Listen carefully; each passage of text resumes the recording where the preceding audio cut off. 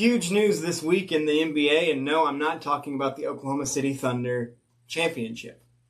I am talking about, however, former OKC star Kevin Durant, as earlier this week he was traded to the Houston Rockets. He found out while he was on stage at an event hosted by a popular sports apparel company whose name I will not mention. If you are a longtime listener of this podcast, you understand why.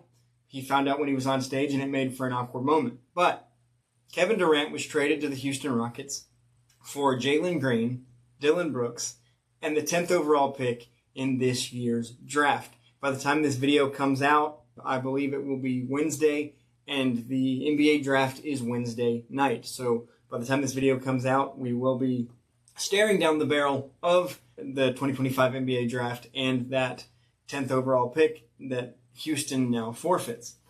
Additionally, Phoenix will also receive 5 additional second-round picks. And this is an exciting trade. With Oklahoma City winning the championship, we've seen 7 different champions in the last 7 years. NBA parity at an all-time high, even though sometimes it doesn't seem that way because we see superstars jumping from team to team.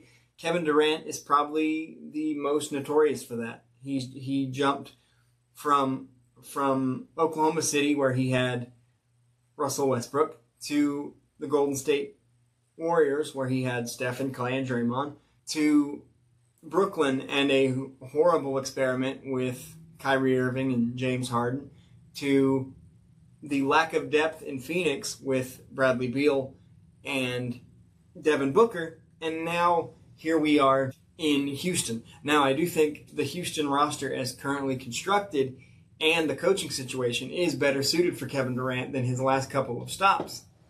But what I do question is Houston was the 2 seed in this year's playoffs because they have built a nice roster, a nice core, contributions from everywhere in the lineup. Now they trade Jalen Green, who at one point not that long ago was considered the future of the franchise. They traded Dillon Brooks, who was a big acquisition a couple of seasons ago in free agency. I do still think the core of what they want to build around in Houston long term is there with Alperen Şengün and Jabari Smith and Amin Thompson. But I do wonder if there's enough depth with the Rockets giving up so much for Kevin Durant, with 2 players and a total of 6 draft picks, especially when you look at Oklahoma City, who largely won this championship with players that they acquired in the draft. Is this going to hurt the long-term future of the Houston Rockets? And is there enough depth for them to compete in the short term with a 37-year-old Kevin Durant? Now, I've often said Kevin Durant is a shooter. Shooting doesn't age like the rest of the abilities in professional sports.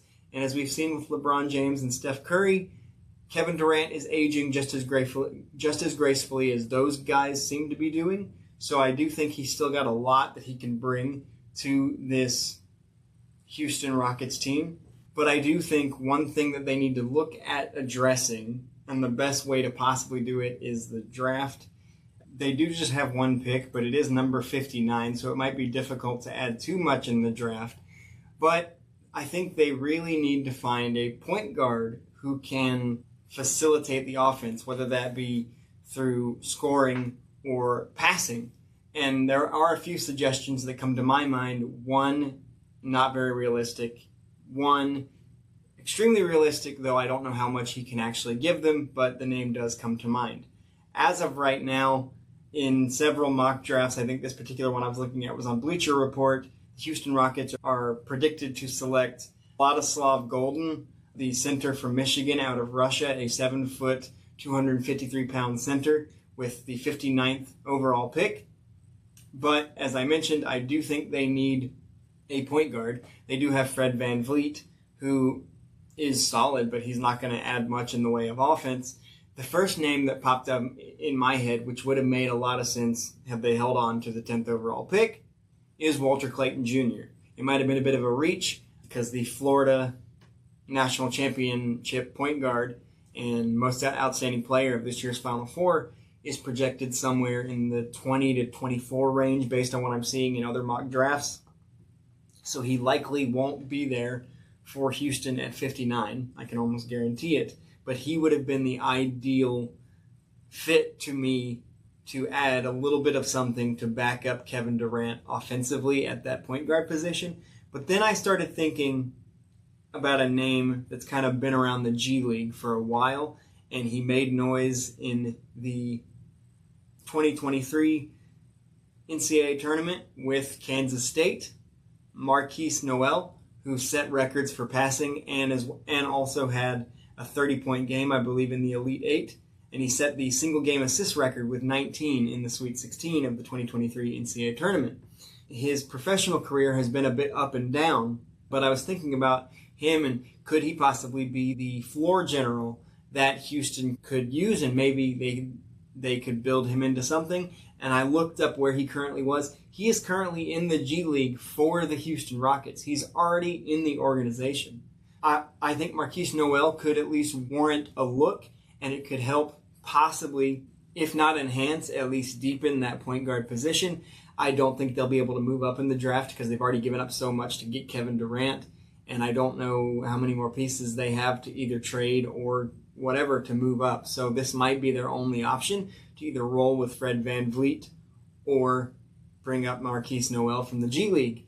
But let me know in the comments what you think of the Kevin Durant trade. Did they give up too much to acquire him? What is their ceiling? Are they a legit contender in the stacked Western Conference to potentially take down the now champion Oklahoma City Thunder? Let me know in the comments. If not, Walter Clayton Jr., which is unlikely. If not, Markquis Nowell, which is not a splashy decision.